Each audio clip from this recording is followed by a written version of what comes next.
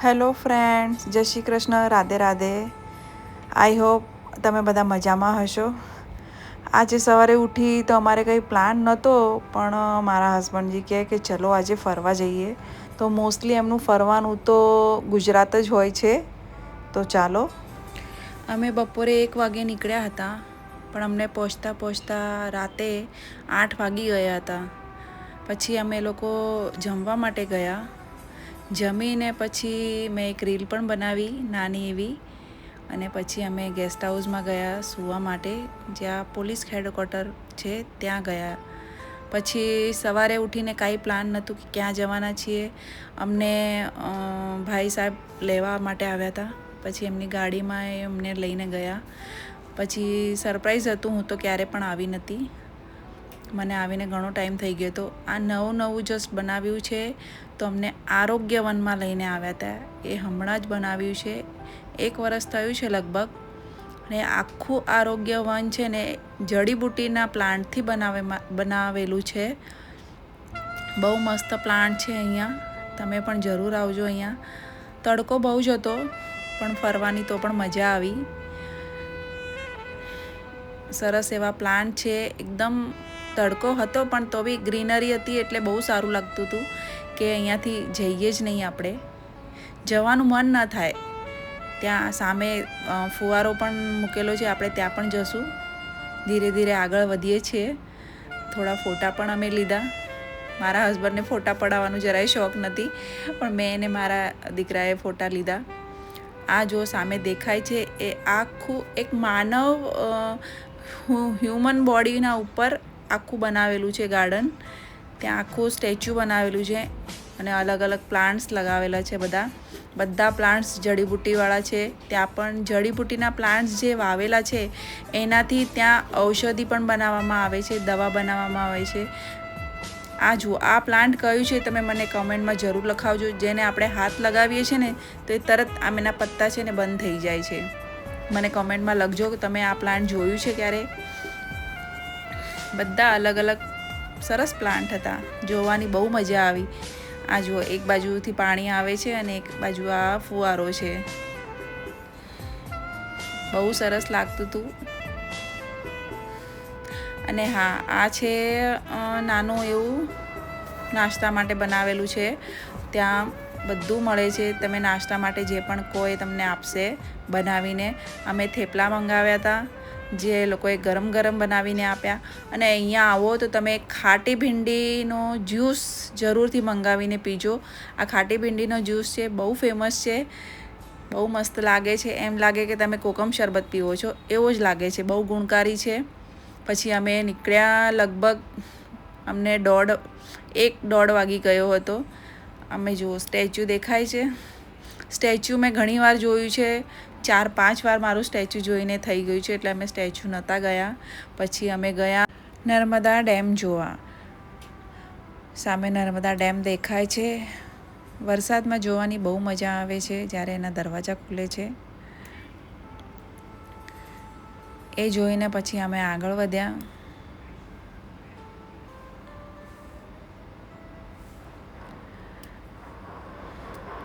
બહુ તડકો લાગતો હતો, તો પણ જોવાની બહુ ફરવાની મજા આવતી હતી. થોડા ફોટા પણ અમે લીધા. અને પછી ત્યાંથી નીકળીને અમે ત્યાં ગયા જ્યાં વીજળી ઉત્પન્ન કરવામાં આવે છે પાણી દ્વારા. એ લોકો એમની ગાડીમાં અમને લઈ ગયા હતા. આ આખો પહાડ ખોદીને રસ્તો બનાવ્યો છે. બહુ મોટો પ્લાન્ટ બનાવેલો છે અંદર, જ્યાં નર્મદાનું પાણી લઈને વીજળી ઉત્પન્ન કરવામાં આવે છે. અને એ વીજળી આપણા ગુજરાત, રાજસ્થાન, મહારાષ્ટ્ર બધી જગ્યાએ પહોંચાડવામાં આવે છે. બહુ મોટું સુંદર હતું, પણ અમને ફોટા અને વિડીયો લેવાનું અલાઉ નહોતું. એ પછી એ જોઈને અમે નીકળ્યા ત્યારે આ જુઓ, નર્મદા કેનાલ છે.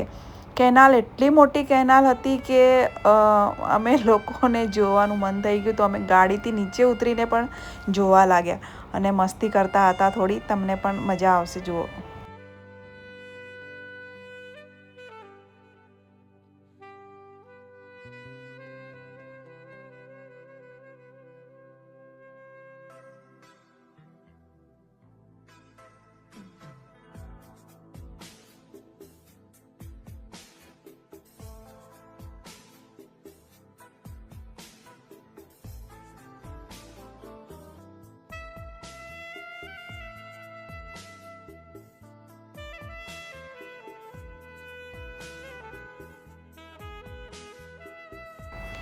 તમે પણ બચપનમાં આવી રીતે રમતા હતા કે નહીં મને જરૂરથી કહેજો.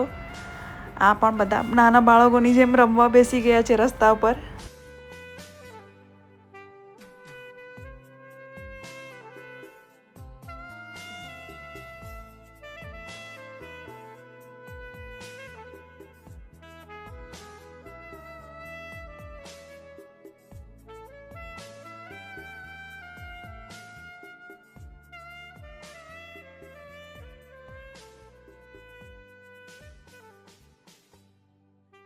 અહીંયા એક બાજુ નદી છે અને બ્રિજની એક બાજુ આ ટેન્ટ સિટી બનાવેલી છે, નર્મદા ટેન્ટ સિટી.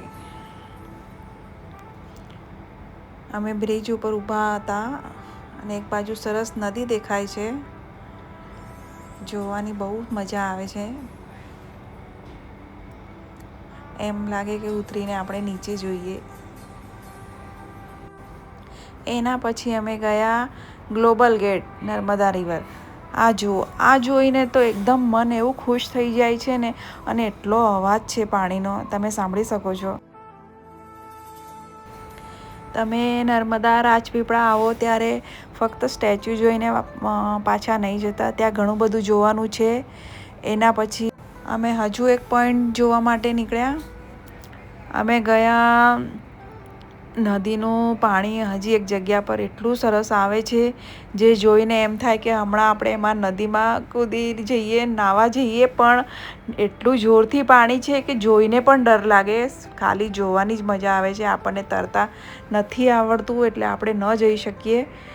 પાણી જોવાની એટલી મજા આવતી હતી કે આમ પાછા પર આવવાની ઈચ્છા જ ન થાય, ત્યાં જ બેસી જઈએ આપણે અને જોતા રહીએ, એટલું પાણી જોવાની મજા આવે છે. એના પછી અમે ગયા એકતા નર્સરી જમવા માટે. ત્યાં બહુ મસ્ત બનાવેલું છે જમવાનું.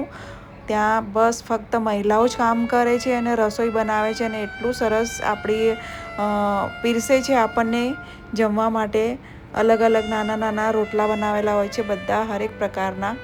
આપણે એટલું ખાવા ખાઈ પણ નથી શકતા, આપણને જેટલું જોવે એટલું જ આપણે લેવાનું, વેસ્ટ નહીં કરવાનું. એ લોકો એટલા પ્રેમથી જમાડે છે કે પૂછો જ મત. તમે આવો તો જરૂર અહીંયાથી જમવા આવજો. અને આ જુઓ, એટલી નર્સરી બહુ સરસ બનાવેલું છે કે ગ્રીનરી એટલી છે કે આંખોને એટલી ઠંડક મળે છે. એના પછી અમે ઘરે ગયા અને રાતે જમવાનો પ્લાન તો આ લોકોએ શું બનાવ્યો છે તો સરપ્રાઈઝ જ છે. અમને લઈ ગયા હતા ફાર્મ હાઉસ પર, જ્યાં એ લોકોએ ઘરે જ બધું જમવાનું બનાવ્યું હતું. અમે થોડી ઘણી એમને બસ કાપીને મદદ કરી હતી, શાકભાજીને બધું. પછી રાતે જમવાનું રેડી થઈ ગયું એટલે જો બધા જમે છે. એટલું સરસ જમવાનું બનાવ્યું હતું જેવું હોટલમાં બને છે, હોટલથી પણ સરસ. એ પછી જમીને અમે લોકો થોડી વાર બેઠા, મસ્તી કરી અને પછી ઘરે જઈને સૂઈ ગયા. હજી આગળનો નેક્સ્ટ ડેનો પૂરો પ્રોગ્રામ આખો બાકી છે, એ હું તમને નેક્સ્ટ વિડીયોમાં મૂકીશ, જરૂરથી જોજો. તમને આ વિડીયો કેવો લાગ્યો કમેન્ટમાં જરૂરથી લખજો અને મને જણાવજો. અને મારી ચેનલને સબસ્ક્રાઈબ કરવાનું ભૂલતા નહીં. તમારા સપોર્ટની મને બહુ જરૂર છે. લાઈક અને સબસ્ક્રાઈબ કરવાનું ભૂલતા નહીં. થેન્ક યુ સો મચ મારો વિડીયો જોવા માટે.